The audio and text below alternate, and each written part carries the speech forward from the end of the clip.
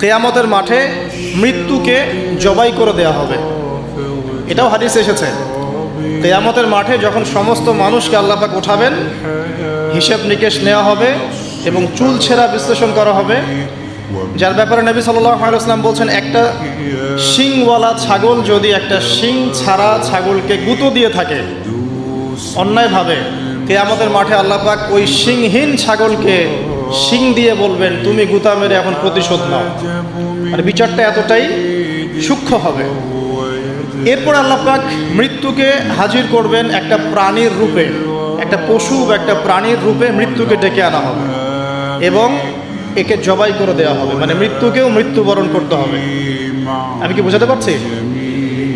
এতে করে কি হবে, জান্নাতীদের উৎফুল্ল যে মেজাজ, যে খুশি, এটা আরো বেড়ে যাবে। কারণ তারা বুঝতে পারবে যে এরপরে আর কোনো মৃত্যু নাই, আমরা অনন্তকাল জান্নাতে থাকবো ইনশাআল্লাহ। আর যারা জাহান্নামী, তাদের আক্ষেপ, দুঃখ, কষ্ট, যন্ত্রণা আরো বেড়ে যাবে। কারণ তারা বুঝতে পারবে, কাশ যদি মৃত্যু হতো, জাহান্নামে আযাব ভোগ করে মরে যেতাম, মাটি হয়ে যেতাম।